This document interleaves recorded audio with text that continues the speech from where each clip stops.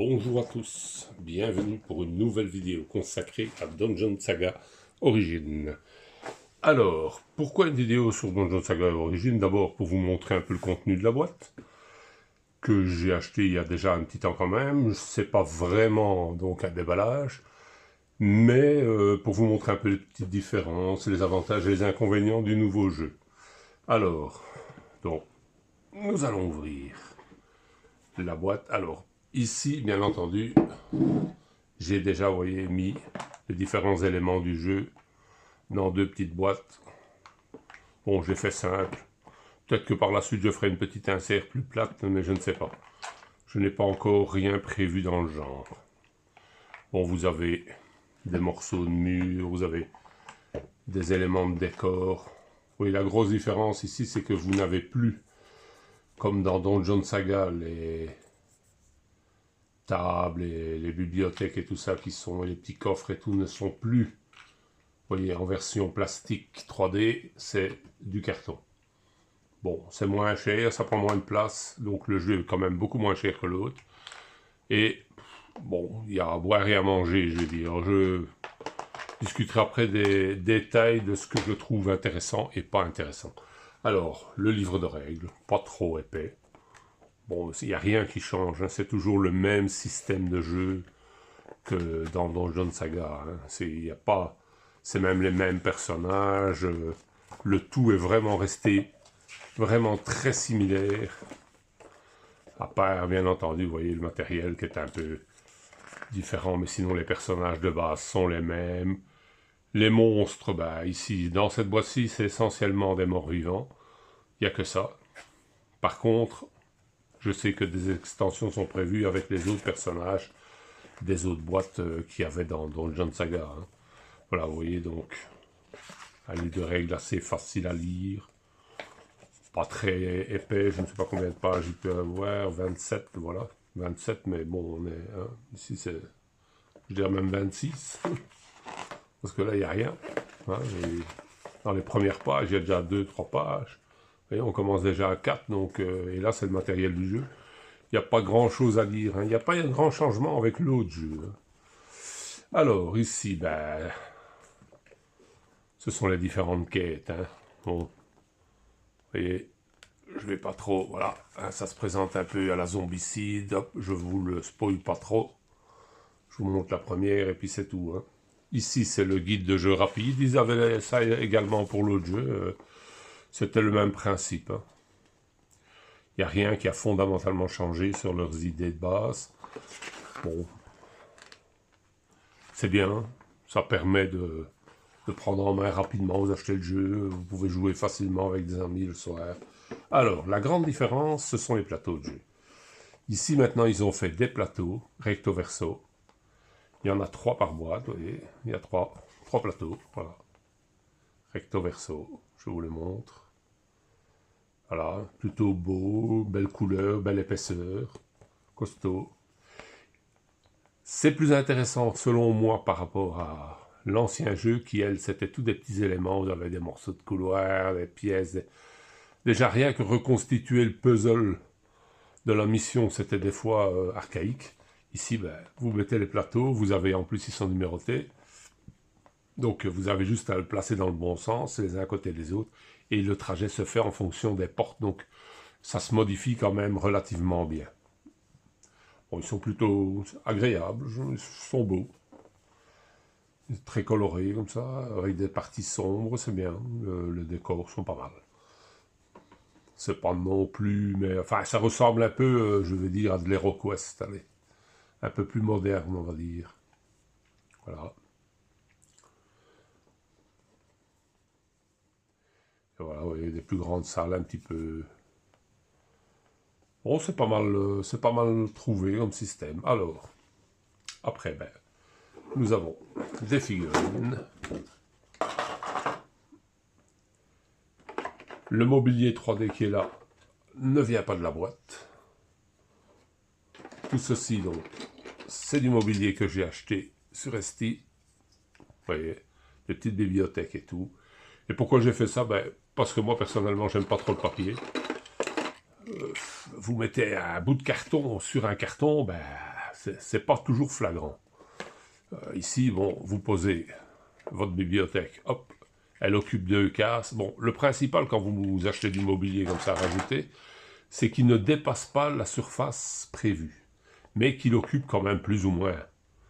Voilà. Donc ici, on sait que c'est les 2 cases. Quand vous devez mesurer bien sûr des tirs et tout, vous devez tenir compte de la case et pas de la pièce que vous rajoutez, hein, parce que sinon, ça ne correspond pas fatalement. Alors, il y a des tables aussi, donc qui vous permettent de tirer sans pouvoir passer.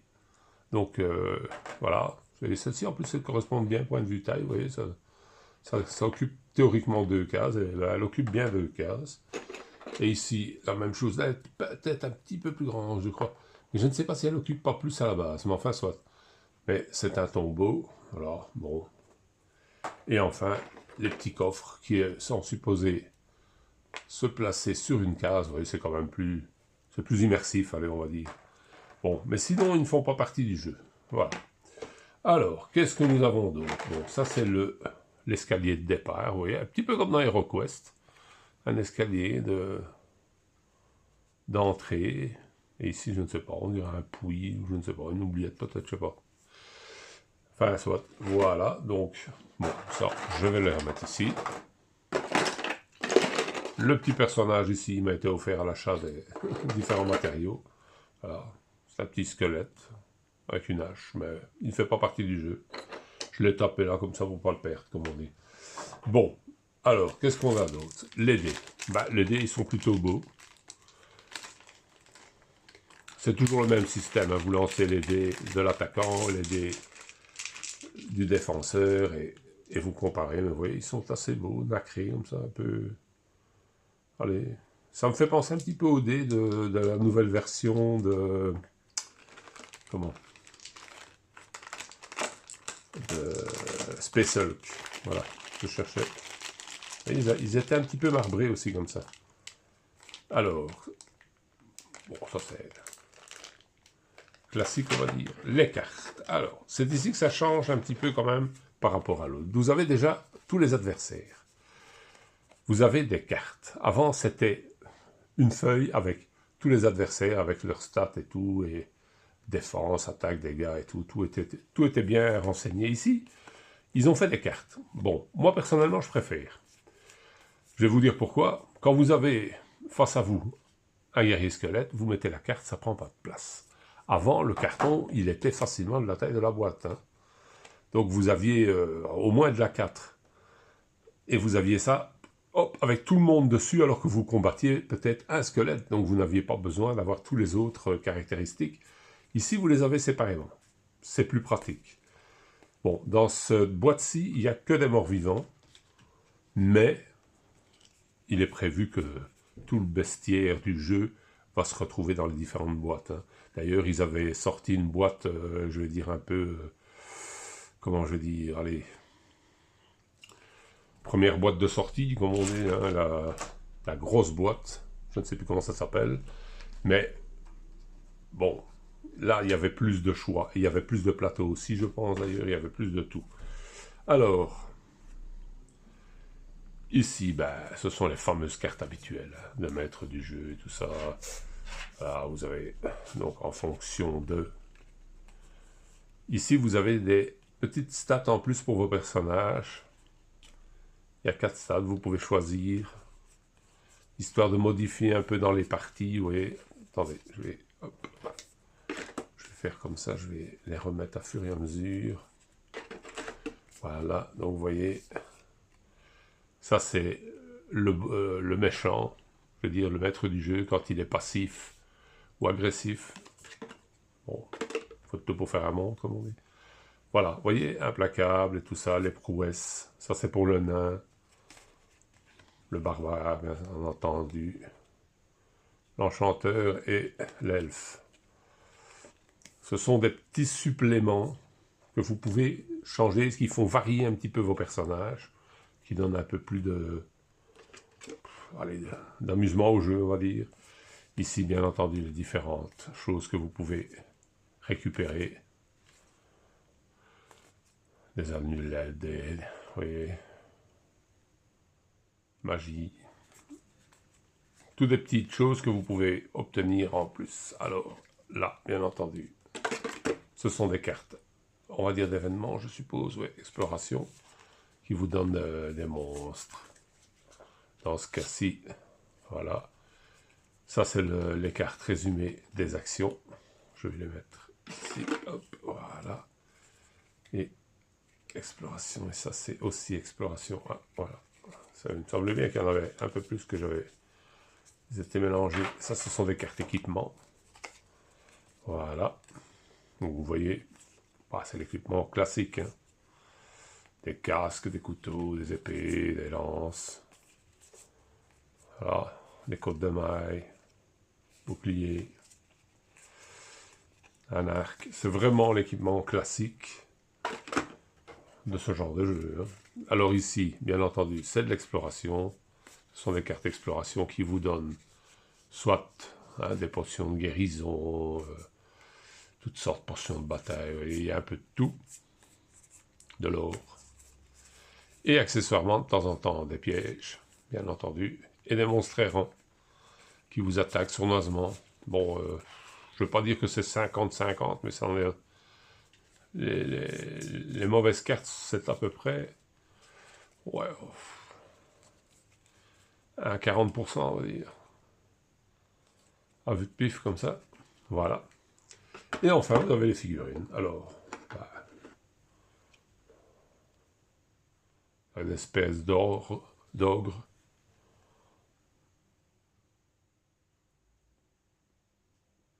Ils sont pas mal réussis. Je vais vérifier quand même que ça soit net. Voilà, ça sera plus facile comme ça. Oui, les figurines sont plutôt belles. Hein. En plus, le préformé de la boîte, bon, c'est assez simpliste. Voilà. Vous voyez, elles sont pas mal. C'est pas de la haute gamme, mais elles sont pas mal.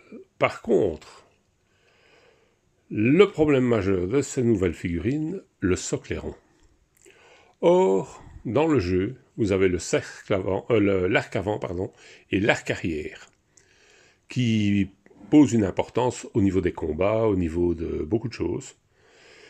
Et là, bon, c'est plus aussi net que sur les anciennes figures qui avaient des socles carrés. Vous aviez le frontal sur des cases carrées. Ben, par contre, ici, je vais dire, allez, c'est bon ici qu'on voit bien du quel côté la figurine regarde. Donc, on suppose que l'arc avant, il est ici. Voilà, c'est ceci. Et l'arc arrière, c'est ça. Mais c'était plus clair avec les figurines carrées. Il y avait moins de litiges. Bon, ici, ça va. Mais d'autres figurines sont moins visibles. Par exemple, attendez, hop, on va prendre une par une, on va essayer de les contempler. Voilà, la première. Un espèce de zombie, vous voyez, ouais, s'il tourne un petit peu, on ne sait plus trop où il est. Je pense que je vais faire une petite entaille devant pour marquer l'arc avant, ou quelque chose du genre, ou un point de couleur sur le socle quand ils seront peints, je ne sais pas. Mais je pense qu'il est nécessaire de marquer, ou alors sur le pourtour du cercle, vous voyez, mettre un petit trait blanc devant pour bien signifier que c'est l'arc avant et qu'il est dans cette position-là et pas dans l'autre sens. Vous voyez, certaines figurines peuvent prêter à confusion. Bon, ici, vous voyez, ici il est bien mis. Voilà. On le voit bien, il est bien de face, il n'y a pas de souci. Hein, si vous le mettez comme ça, vous voyez tout de suite qu'il ne regarde plus dans cette position-là, donc on voit l'arc avant. Mais c'est pas toujours aussi évident que ça. Je dirais que sur certaines figures, c'est même loin d'être évident. Ici, ça va, le squelette, vous voyez, vous pouvez prendre l'avant avec le bouclier puisqu'il fait face à un adversaire, mais quand même. Sinon, vous voyez, c'est pas vilain. Hein. Il y a plus moche comme figurine. Hein. Ils ont bien retravaillé ça, le plastique est plus intéressant. On sent que c'est un plastique plus dur pour la peinture, ce sera plus facile. Après, il n'y a pas des tonnes non plus de figurines. Ah, ici, c'est l'elfe. La seule chose en plus, c'est qu'ils n'ont pas mis les héros dans une autre couleur de plastique. Donc là, si on ne les peint pas, on peut des fois se laisser un peu distraire dans le jeu. Voilà, ici encore. Vous voyez, un genre de chevalier mort-vivant. Je Je tiens un genre parce que il est usé, lui, hein. Voilà. Bon, dans l'ensemble, les figurines sont pas mal, hein. Il y a une nette amélioration, je trouve, au niveau figurine. Et alors, pour la peinture, ce sera plus facile, bien sûr, hein. Hop, chape des mains, vous voyez. Genre de revenant. Qui traîne son boulet, d'ailleurs. Je ne sais pas si vous le voyez bien, à la base. Il traîne son boulet. Alors, un archer squelette, si je vois bien. Oui, c'est bien ça. Ben, vous avez exactement le même bestiaire que dans l'autre jeu, hein. Mais les figurines sont, pour moi, mieux finies, hein. Le résultat est plus beau. Il faut leur laisser ça. Alors ici, encore un guerrier squelette. Voilà. Je pense que la peinture tiendra mieux sur ce type de figurine. Le fameux nain squelette.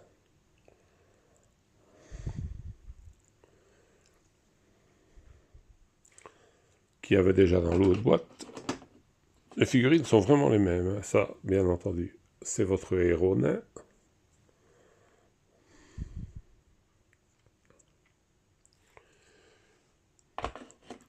Nous avons le barbare.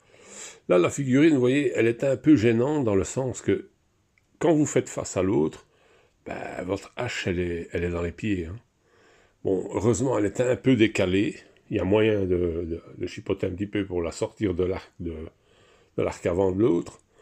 Mais ils auraient fait les bras vers le haut, ça aurait pas été plus mal quand même, hein, parce que le plateau de jeu, en lui-même, les cases sont assez petites, hein. Donc, regardez, si vous faites ça, ben, vous empiétez sur la case avant, hein.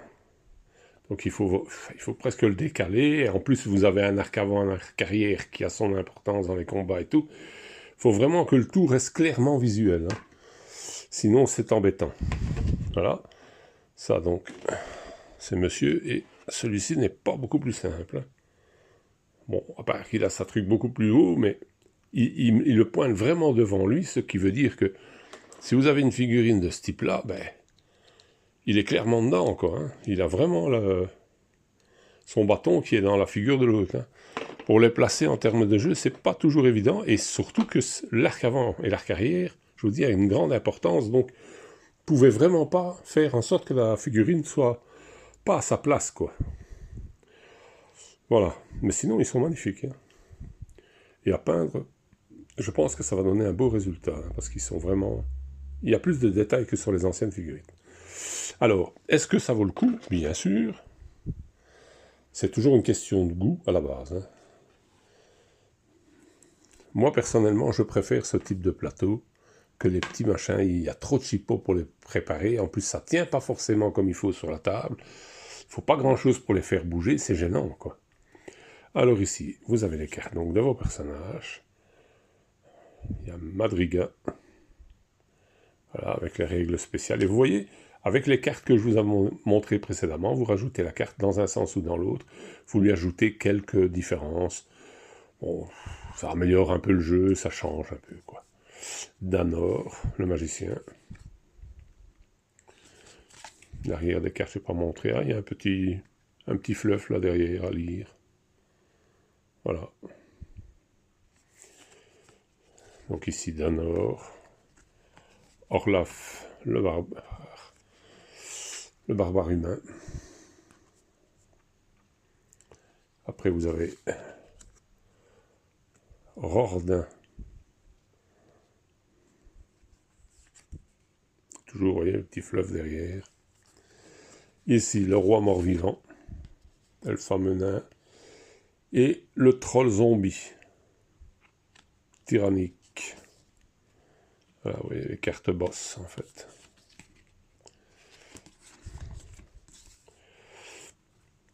Il est plus facile à mettre en œuvre, moi, je trouve. Il prend moins de place sur la table, puisque ce sont des trucs. Ça bouge moins aussi, parce que, bon, il faut bien vous dire que quand vous êtes occupé à faire une partie, vous avez plein de petits éléments de, je veux dire, du donjon. et que vous touchez un petit peu, il y a tout qui bouge, c'est pas toujours facile, l'autre jeu, et en plus les éléments étaient plus fins. Celui-ci, les cartons sont plus épais, vous voyez, il y a une belle tranche de carton, c'est costaud, ça bouge pas, ça risque à mon avis très peu de gondoler. Non, il y a vraiment une amélioration qui a été faite au niveau de ce jeu. Voilà. Je vous l'ai montré comme ça. Alors, donc, le mobilier, ben, soit que vous en achetez comme j'ai fait, soit que... Bon, j'ai pas voulu le faire, mais j'aurais pu piller mes autres boîtes, puisque je possède Dungeon Saga, le jeu classique, je veux dire, l'ancien jeu. Donc, j'aurais pu piller le matériel, il y a même des portes et tout. Les portes, je les ai pas encore prises, je sais pas ce que je vais faire, si je vais en mettre ou pas. Parce que je me dis que des portes placées entre deux cartes, peut-être que ça sera plus scabreux à rester à sa place que le petit carton, je ne sais pas. Et pour l'instant, j'avoue que je n'ai pas encore joué. Alors, c'est un jeu coopératif, donc on peut le faire en solo sans problème. La seule petite chose que je vais dire, comme l'ancien d'ailleurs, bah, l'idéal c'est d'avoir une application. Il y a une application à prendre pour avoir le jeu en solo, pour ne pas spoiler les différentes petites actions qui sont prévues dans le jeu, les petites surprises. Donc, oui, mais le problème c'est que cette chose est en anglais, donc est-ce que c'est bien, est-ce que c'est pas bien? Sincèrement, moi personnellement, j'aime pas trop. Tiens, j'ai oublié de remettre le truc. J'aime pas trop les applications en anglais parce que bon, je parle mal l'anglais. J'avoue, je parle anglais comme une vache espagnole et que c'est pas toujours évident, quoi. Alors, ils auraient quand même pu faire un effort. Ils ont fait le jeu en français, ils auraient pu faire un effort de faire l'appli en français aussi, hein. Mais bon.